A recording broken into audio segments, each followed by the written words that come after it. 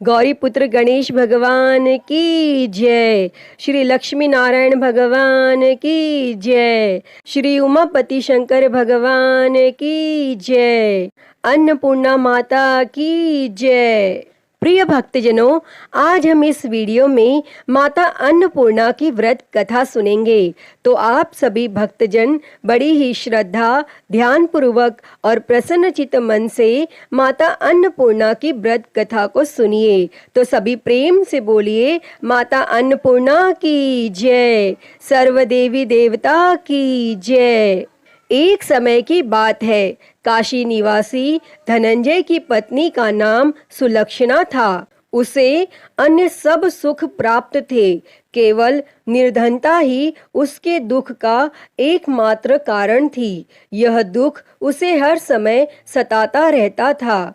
एक दिन सुलक्षणा अपने पति से बोली, स्वामी, आप कुछ उद्यम करो तो काम चले। इस प्रकार कब तक काम चलेगा? तब सुलक्षणा की बात धनंजय के मन में बैठ गई और वह उसी दिन विश्वनाथ शंकर जी को प्रसन्न करने के लिए बैठ गया और कहने लगा, हे देवाधिदेव विश्वेश्वर, मुझे पूजा पाठ कुछ आता नहीं है, केवल आपके भरोसे बैठा हूँ। और इतनी विनती करके वह 2-3 दिन भूखा प्यासा बैठा रहा और यह देखकर भगवान शंकर ने उसके कान में अन्नपूर्णा अन्नपूर्णा अन्नपूर्णा इस प्रकार 3 बार कहा।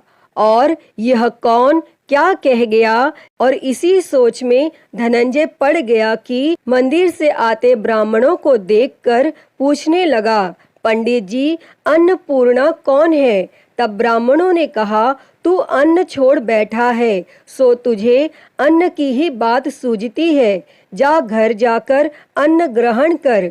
तब धनंजय घर गया और स्त्री से सारी बात कही। तब वह बोली, नाथ, चिंता मत करो, स्वयं शंकर जी ने यह मंत्र दिया है, वे स्वयं ही खुलासा करेंगे। आप फिर जाकर उनकी आराधना करो। तब धनंजय फिर जैसा का तैसा पूजा में बैठ गया।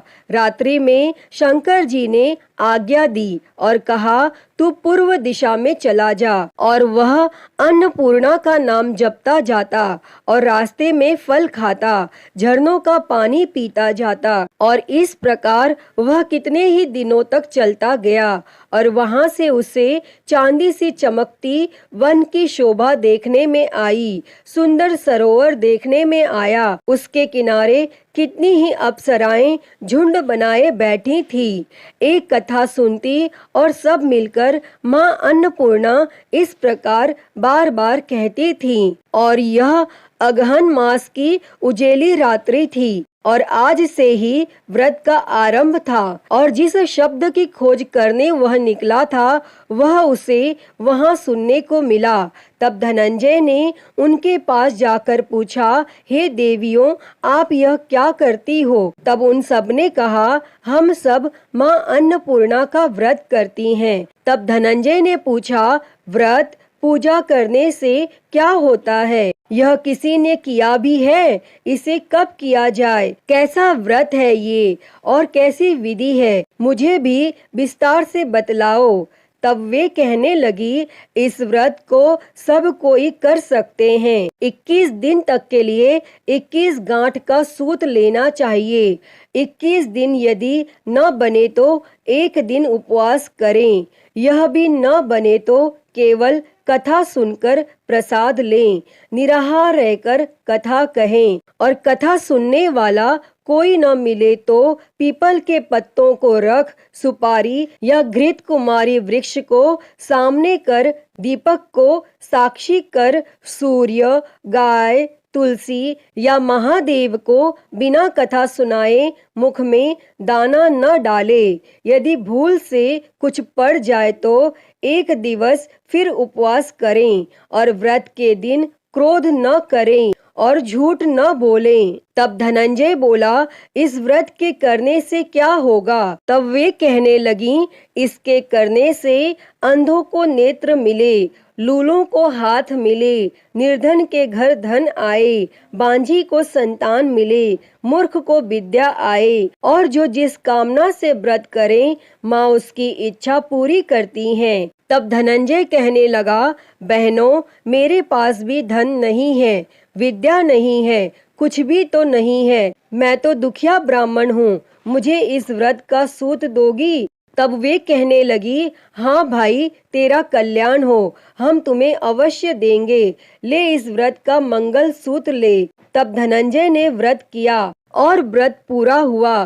तभी सरोवर में से 21 खंड की स्वर्ण सीढ़ी हीरा मोती जड़ी हुई प्रकट हुई। तब धनंजय जय अन्नपूर्णा कहता जाता था और इस प्रकार कितनी ही सीढ़ियां उतर गया तो क्या देखता है कि करोड़ों सूर्य से प्रकाशमान माता अन्नपूर्णा का मंदिर है। उसके सामने स्वर्ण सिंहासन पर माता अन्नपूर्णा विराजमान है। सामने भिक्षा हेतु शंकर भगवान खड़े हैं। देवांगनाएं चंवर डुलाती हैं, कितनी ही हथियार बांधे पहरा देती हैं। तब धनंजय दौड़कर जगदम्बा के चरणों में गिर गया। तब देवी उसके मन का कलेश जान गई और धनंजय कहने लगा, माता, आप तो अंतर्यामिनी हो, आपको अपनी दशा क्या बताऊं? तब माता बोली, मेरा व्रत किया है, जा संसार तेरा सत्कार करेगा। तब माता ने धनंजय की जीवा पर बीज मंत्र लिख दिया और अब तो उसके रोम रोम में विद्या प्रकट हो गई। इतने में क्या देखता है कि वह काशी विश्वनाथ के मंदिर में खड़ा है और माँ का वरदान ले धनंजय घर आया और सुलक्षणा से सब बात कही और माता जी की कृपा से उसके घर में संपत्ति उमड़ने लगी और छोटा सा घर बहुत बड़ा गिना जाने लगा।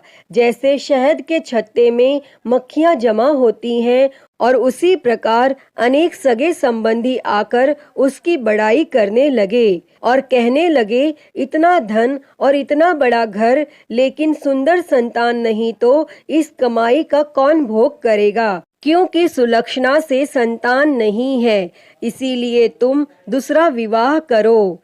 तब अनिच्छा होते हुए भी धनंजय को दूसरा विवाह करना पड़ा और सती सुलक्षणा को सौत का दुख उठाना पड़ा। इस प्रकार दिन बीतते गए। फिर अघन मास आया। तब नए बंधन से बंधे पति से सुलक्षणा ने कहलाया कि हम व्रत के प्रभाव से सुखी हुए हैं, इस कारण यह व्रत छोड़ना नहीं चाहिए और यह माता जी का प्रताप है जो हम इतने संपन्न और सुखी हैं। और तब सुलक्षणा की बात सुन धनंजय उसके यहाँ आया और व्रत में बैठ गया। तब नई बहू को इस व्रत की खबर नहीं थी और वह धनंजय के आने की राह देख रही थी। तब दिन बीतते गए और व्रत पूर्ण होने में 3 दिवस बाकी थे कि नई बहू को खबर पड़ी और उसके मन में ईर्ष्या की ज्वाला दहकने लगी थी और वह सुलक्षणा के घर आ पहुंची और उसने वहां भगदड़ मचा दी। तब वह धनंजय को अपने साथ ले गई। तब नए घर में धनंजय को थोड़ी देर के लिए निद्रा ने आ दबाया और इसी समय नई बहू ने उसके व्रत का सूत तोड़कर आग में फेंक दिया। अब तो माता जी का कोप जाग गया और घर में अकस्मात आग लग गई, सब कुछ जलकर खाक हो गया। तब सुलक्षणा जान गई और पति को फिर अपने घर ले आई। तब नई बहू रूठ कर पिता के घर जा बैठी और पति को परमेश्वर मानने वाली सुलक्षणा बोली, हे नाथ, घबराना नहीं, माता जी की कृपा अलौकिक है। पुत्र कुपुत्र हो जाता है पर माता कुमाता नहीं होती। अब आप श्रद्धा और भक्ति से आराधना शुरू करो, वे जरूर हमारा कल्याण करेंगी। तब धनंजय फिर माता के पीछे पड़ गया। फिर वहीं सरोवर पर सीढ़ी प्रकट हुई और उसमें माँ अन्नपूर्णा कहकर वह उतर गया और वहां जा माता जी के चरणों में रुदन करने लगा। तब माता प्रसन्न हो बोली, यह मेरी स्वर्ण की मूर्ति ले, उसकी पूजा करना, तू फिर सुखी हो जाएगा। जा, तुझे मेरा आशीर्वाद है। तेरी स्त्री सुलक्षणा ने श्रद्धा से मेरा व्रत किया है, उसे मैंने पुत्र दिया है। तब धनंजय ने आंखें खोली तो खुद को काशी विश्वनाथ के मंदिर में खड़ा पाया और वहां से फिर उसी प्रकार घर को आया। और इधर सुलक्षणा के दिन चढ़े और महीने पूरे होते ही पुत्र का जन्म हुआ और गांव में आश्चर्य की लहर दौड़ गई। और इस प्रकार उसी गांव के निसंतान सेठ के यहाँ पुत्र होने पर उसने माता अन्नपूर्णा का मंदिर बनवा दिया और उसमें माताजी धूमधाम से पधारी, यज्ञ किया और धनंजय को मंदिर के आचार्य का पद दे दिया। जीविका के लिए मंदिर की दक्षिणा और रहने के लिए बड़ा सुंदर सा भवन दिया। तब धनंजय स्त्री और पुत्र सहित वहां रहने लगा और माताजी के चढ़ावे में भरपूर आमदनी होने लगी। और उधर नई बहू के पिता के घर डाका पड़ा, सब लूट गया। वे भीख मांगकर पेट भरने लगे। और जब सुलक्षणा ने यह सुना तो उन्हें बुलावा भेजा और उन्हें अलग घर में रख लिया और उनके अन्न और वस्त्र का प्रबंध कर दिया। तब धनंजय, सुलक्षणा और उसका पुत्र माताजी की कृपा से आनंद से रहने लगे। अतः ही माता अन्नपूर्णा, जैसे आपने धनंजय और सुलक्षणा के भंडार भरे, वैसे ही इस कथा को कहते, सुनते और हुंकारा भरते सबके भंडार भरना। सभी के जीवन से गरीबी दूर कर उनके जीवन में धन संपत्ति और सुख समृद्धि देना। तो सभी प्रेम से बोलिए, माता अन्नपूर्णा की जय। प्रिय भक्तजनों, तो मैं उम्मीद करती हूँ कि आपको आज की यह कथा पसंद आई होगी और अगर वीडियो अच्छी लगी हो तो इसे लाइक करें, ज़्यादा से ज़्यादा शेयर करें और कमेंट बॉक्स में माँ अन्नपूर्णा की जय लिखना ना भूलें। और महाकाल भक्ति ज्ञान चैनल को सब्सक्राइब कर नोटिफिकेशन बेल को ज़रूर ऑन कर लें। हर हर महादेव। धन्यवाद।